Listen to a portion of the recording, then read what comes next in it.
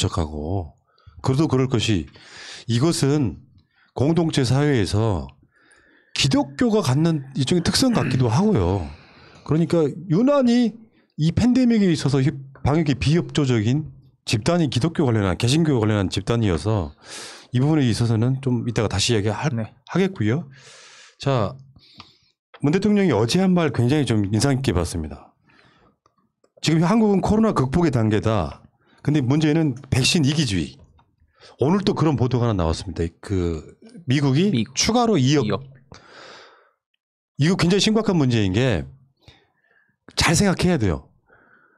선진국들이 백신을 싹쓸이하면 소위 말하면 그 선진국 아래에 있는 가난한 나라들은 백신을 못 만든단 말이죠. 그러면 그 백신을 싹쓸이한 선진국들이 오히려 경제 성장에 도움이 안 됩니다. 그렇죠. 그걸 아셔야 된다는 거죠. 문 대통령은 이 이야기를 일찌감치 최근에 한 게 아니고 지금까지도 백신은 가난한 나라들한테 먼저 가야 된다는 이야기를 했던 분이기 때문에 정말로 와닿더라고요. 그렇죠. 뭐 미국이 2억 병 뭐 추가로 뭐 확보하겠다 얘기를 했었고 하다못해 프랑스에서는 사노피아가 그 약을 개발하게 되면 프랑스 회사임에도 불구하고 미국에 먼저 공급을 해야 된다 할 정도로 이미 이 약에 대해서 미국이 먼저 선도 주문을 해놨었던 것이 밝혀지면서 문제가 되기도 했었죠. 그래서 선진국들이 어쨌든 어쨌든 저희도 우리나라가 저도 최우선인 것처럼 각 국이 자기 국가가 최우선인 건 맞지만 그래도 너무 이렇게 요즘 이제 그 트럼프 때문에 생긴 게 그 자국 우선주의 이런 부분들이 너무 심화가 되니까 이런 부분들에 대해서 문재인 대통령께서 좀 그렇게 하지 말자. 선진국에 더 뭔가 베풀자라는 식으로 말씀하신 건 당연한 것이 아닌가 생각하고 있습니다. 네, 문재인 대통령이 세계경제포럼 2001 다보스 어젠다 한국정상 특별연설에서 하신 말씀인데요. 그러니까 연대와 협력, 포용의 정신을 되살리자 이런 말씀하셨고 이제 K방역 성공하면서 외국에서 이렇게 인정받고 있는 상황에서 국가적인 위상에 걸맞는 말씀인 것 같고요. 그리고 오는 6월에 그 런던에서 열리는 G7 정상회의에도 일단 초청을 받으셨잖아요. 이렇게 세계적인 경제 포럼에서 연설도 하시고 이런 거 보면은 어떻든 간에 이번 코로나19가 많이 힘들지만은 그래도 대한민국의 국격을 한 단계 올리는 어떤 그런 계기가 됐다 이런 말씀을 좀 드리고 싶습니다. 그러니까 백신 계약에 있어서 실은 기업과 국가가 하는 것보다는 저는 여러 국가들이 공동으로 만들었던 코백스 퍼실리티를 이용하는 게 저는 근본적으로 맞다고 생각합니다. 그러니까 거기는 백신이 개발됐을 때 백신의 그 국제적 공조 속에서 어떻게 효율적 배분할지에 대한 기구거든요. 근데 이제 그 기구가 따로 운영되고 그다음에 개별 회사별로 각 국가들과 이제 계약을 하는데 당연히 돈 많고 힘센 국가들 그리고 그 국가 내에 제약사를 가지고 있는 국가들이 유리할 수밖에 없는 측면이죠. 그러니까 왜 국가가 힘이 있어야 되는지를 한편으로 보여주는 지금 그 단면이기도 하고요. 그럼에도 우리나라는 기본적인 분량만 확보하고 추가적으로 필요 없는 부분에 대해서는 다른 나라에 이렇게 분배해야 된다. 이런 기조는 저는 정말 인류애적인 그런 측면을 보여주는 가장 대표적인 지도자의 모습이라고 생각합니다. 그러니까 선진국이라고 하는 의미가 그런 게 포함되거든요. 어떤 정신적 부분, 나눔이 가능한. 그래서 어저께 정세균 총리가 뭐라고 그랬냐면 정세균 총리 훌륭하신 분이세요. 이덕준 변호사님. 훌륭하신 분이죠. 대한민국이 접종하고 백신이 남으면 북한에 줄 수도 있다 했더니 앞에 단서가 있잖아. 남으면 대한민국 사람들이 다 접종하고 남으면 북한에 줄 수도 있다 했더니 그걸 공격을 하더라고. 딱 그 이해가 안 되더라고요. 그 이제 앞에 싹둑 자르고 그걸 공격한 거잖아요. 싹둑 자르고 북한에 뭐 제공하겠다 얘기를 공격한 것 같은데 말씀하신 것처럼 남으면 주신다고 말씀하셨는데 어떻든 간에 많이 확보해서 또 주는 것도 좋을 것 같습니다. 그리고 또 저는 문재인 대통령께서 이런 말을 하고 싶은데 말을 안 하신 것 같아요. 박영선 장관님이 바이든이 주사기 이런 얘기 했을 때 우리 있다라고 약간 그런 얘기 하셨던 것처럼 사재기 하지 말고 필요하면 우리가 생산해 줄게. 우리 생산 기술이 있으니까 사재기 하지 마를 그런 말을 하고 싶은데 그냥 그런 말은 안 하신 것이 아닌가 생각하고 있습니다. 자, 백신 얘기는 그렇고 어제 뉴스데스크가요 얼마나 빡쳤으면은 기독교를 엄청 때리는 보도를 한번 내더라고요. 그러니까 이게 어떤 과학의 영역, 사회 연대의 영역 이런 게 아니라 맹목적인 사람들이 갖는 특성이기도 저는 하다고 보는데, 근데 종교라고 하는 어떤 분류가 사회에 어떤 공적으로 좋은 쪽으로 작용하지 못하면 이런 일들이 벌어진다. 저는 이런 의미라고 보거든요. 그러니까 팬데믹 자체에 있어서 신천지, 전광훈의 그 사랑제일교회 그 최근에 일어나는 집단 감염들이 뭐 다 개신교에서만 나오는 건 아니지만 방역을 아예 방해하는 행위들이 이번에도 보니까 오늘 그 방역 관련해 가지고 집단 감염이 나온 교회를 조사하려고 들어갔더니 난리를 치는 거예요. 막 방해하고 공권력을 무력화시키는 거거든요. 이럴 때는 아주 강력한 집행을 해야 된다고 생각이 들어요. 어중간하게 물러나잖아요. 저 사람들 저번에 그 부산에서 무슨 교회에서 교회를 폐쇄를 했더니 아예 단체로 그거를 거부를 하는 사태 같은 게 일어나지 않습니까? 그러니까 이 문제는요. 그러니까 그 마이클 조 목사로 지금 대표되는 지금 IM 선교회라는 곳이 있는데 이 개인을 좀 뜯어볼 필요가 있습니다. 제가 알기로는 이 마이클 조라는 사람이 목사 안수를 안 받은 사람이에요. 어떤 기독교 그 대학으로부터도 그 목사 과정을 거치지 않은 본인 주장으로는 내가 어떤 목사로부터 사사받았다. 그래서 나는 목회자의 자격이 있다라고 주장하는 사람이고요. 두 번째는 이 사람이 선교사라고 본인을 칭하는데 선교 활동을 한 흔적이 없습니다. 그러니까 그리고 또 문제되는 게 뭐냐면 이 사람이 그 학원 강사 출신인데 대전과 그 천하에서 학원을 했었는데 지금 어떤 형태로 지금 사업을 하고 있냐면은 교회라는 건물을 이용해서 불법적으로 지금 학원을 하고 있어요. 그러니까 대안학교를 표방하는데 실은 학원입니다. 그러면서 외국에 유학 보내는데 한 달에 뭐 이렇게 아이비리그 가면은 1,000만 원인데 우리 캠프 안에서는 250만 원이다. 그래서 제가 간단하게 100만 원씩 지금 3년 전에는 이게 50명 정도의 그 인원이 있었거든요. 그러니까 교회 시설이 유유지다. 그러니까 주중에는 쉬고 있다. 그러므로 주중에 여기서 우리가 집단으로 학습시키면 된다 그러는데 지금 3년 전에 50명이었는데 지금 500명 정도로 늘었거든요. 100만 원씩만 하면은 이게 5억 지금 사업거리가 되는 겁니다. 그리고 또 하나 문제되는 게 뭐냐면 거기서 지금 가르치고 있는 강사들의 자격이 전혀 검증되지 않았어요. 이렇게 비인가 학원이나 비인가 그 학교처럼 활동하는 곳에서는 행정력이 도달되지 않습니다. 그래서 이 사람은 실은 코로나 상황에서도 자기 그 기독교를 빙자해서 학원 사업을 하고 있는 그것도 비인가 학원 사업을 하고 있는 대단히 파렴치한 범죄자예요. 그러니까요.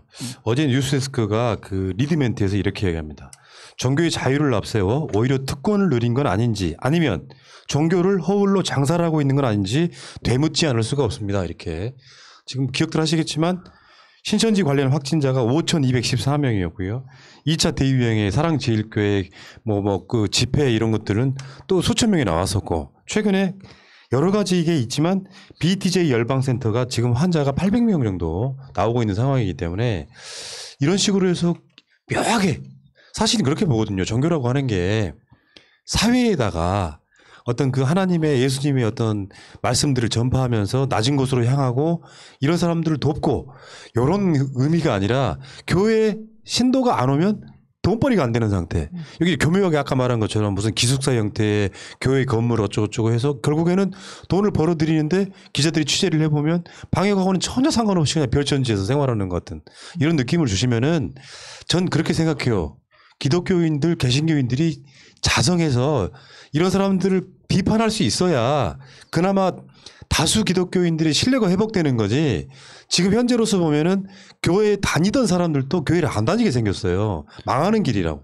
말씀하신 이거만 것처럼 하겠습니다. 예. 마이클 조가 기본적으로 책임지고 구상권 저는 청구해야 된다고 생각하고요. 모든 이 비용에 대해서. 두 번째는 여기에 자녀를 보내는 그 부모들의 그 선민의식과 이기주의를 저는 좀 탓하고 싶습니다. 그러니까 한 방에 20명씩 이렇게 집단으로 시설도 미비된 곳에서 그러니까 요즘 그 서울 근교에 있는 그 예를 들어서 제우스행 기숙학원 가잖아요.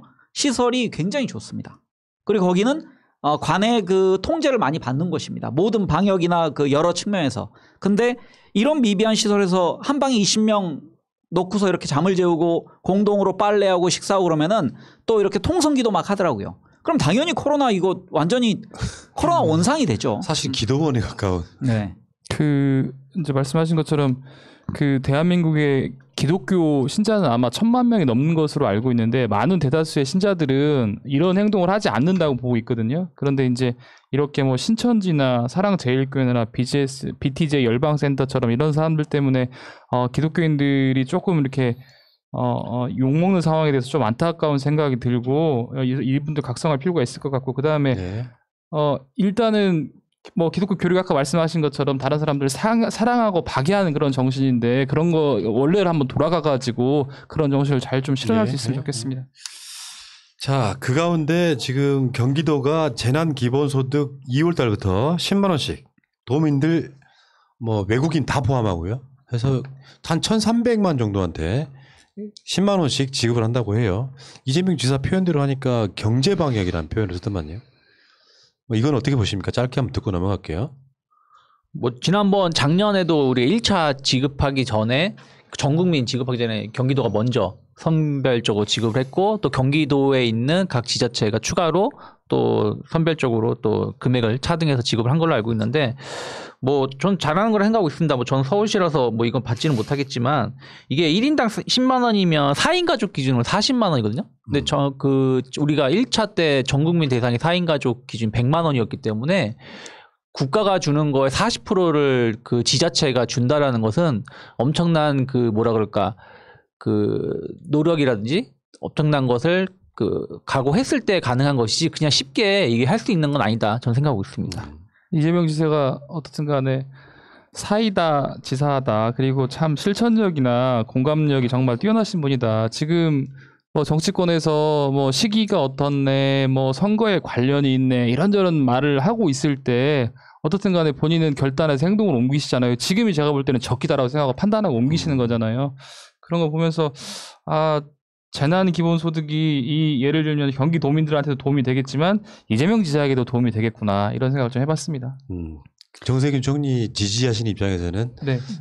좋게 표현해 주셨습니다. 아니 어떻든 간에 그 정세균 총리나 이재명 지사나 동업자시잖아요. 서로의 능력을 그렇지. 가지고 경쟁하면서 국민들한테 선택을 받아야 되는 것인데 정 총리는 코로나19 방역을 위해서 정말 최선을 다하시면 되는 것이고 그건 그분의 소임인 것이고 경기지사로서는 자기가 현장에서 보고 만나는 소상공인이나 자영업자의 어려움을 보면 그거를 또 치유하기 위해서 최선을 다하는 것이죠. 그래야 정권도 다시 재창출되고 문재인 정권도 유지가 되는 거지. 상대방이 뭐 좀 잘못했다고 헐뜯어서 되겠습니까? 그럼요.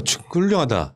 감사합니다. 저는 그 두 가지 측면으로 말씀드리면요. 그러니까 이 지급하는 데 있어서 당내에서 약간의 그 혼선이 있었습니다. 그러니까 지급 시기와 지급 방법 등에 대해서 그래서 민주당과 조율돼서 이렇게 시기를 정했다는 것에 대해서 높이 평가하고 싶습니다. 그러니까 지자체장이지만 민주당 소속이라는 것을 그렇죠. 늘 염두에 두고서 그럼요. 그런 정책 과정을 펼쳤다고 생각하고요. 두 번째는 지금까지 소외됐던 거 외국인들에 대해서도 이거 지급한다는 걸 저는 굉장히 그 높이 평가합니다. 왜냐하면 외국인들은 지금까지 그 보편복지에서 좀 소외되는 그리고 지난번에 그 캄보디아 출신의 어떤 그 노동자는 추위 속에서 대한민국이라는 사회 속에서 그 비닐하우스에서 정말 거주하면서 그 추위 속에서 죽어가는 그런 모습이 있었는데 그런 면에서는 그 이게 좀 국제적으로 우리나라가 좀 더 격이 올라가는 그런 그 상황이 될 것 같고요. 한마디만 덧붙이면 그 여수도 1인당 25만 원을 주고 포천도 1인당 20만 원을 주고 이런 식으로 지자체가 돈을 주고 있는데 저는 지자체가 다른 비용을 아껴서 이렇게 주는 거 대단히 높이 평가하고 혹시 그 지방 재정 여건이 안 좋아서 안 주는 그 지자체 장들도 이런 형태의 그 성의 표시 정도를 할 수 있는 방안을 좀 찾았으면 좋겠습니다. 지금 흐름은 손실보상제, 그러니까 자영업자들 손실보상제는 소급 적용은 안 할 것 같고요. 그러니까 지금부터 발생하는 어떤 손실 등에 대해서는 국가가 하겠다 쪽으로 흐름이 가는 것 같고 그리고 지금 전국민 재난지원금도 곧 지급이 될 것 같다는 생각을 해봤거든요. 지금 흐름상 보면 그래요. 그러니까 뚜렷한 메시지가 나오는 건 아닌데 그런 흐름이 있었고요. 자, 어쨌건 이런 어떤 트렌드를 주도하고 있는 건 맞는 것 같고요. 질러놓고 보면 사실 아무것도 아니거든. 그러니까 뚝이 한번 허물어지니까 기재부의 논리와 수구 기득권 세력의 논리들이 무참히 깨지고 있는 상태다 이렇게 저는 보고요. 정세균 총리 이야기 나왔으니까 뭐 담배값 올리는 것이 사실이 아니다 이렇게 그게 이야기를 직접 하셨대요. 저기 예. 페이스북에. 그 부분 아마 보건복지부 차원의 안이 음. 언론사들에 이렇게 미리 퍼져나간 게 아닌가. 정부에서 지금 공식 발표한 내용은 아니다 이렇게 이야기를 하고 있지만 저는 결론적으로 담배값을 올려야 된다고 생각해요. 순차적으로 올릴 테니까 예. 그 사이에 우리 10년 동안 사이에 끊으면 되잖아요. 근데 보니까 발표 시기는 좀 부적절하네요. 내 말이. 네, 그러니까 눈치 없는 거지. 네, 그러니까 정무적 판단이 좀 떨어지는. 왜냐 뭔가 우리가 일하고 있습니다라는 걸 내세웠지만 맞아요. 좀 시기적으로 성과 내고 싶은 네. 거죠. 알겠습니다. 이 이야기는 여기까지 하겠습니다.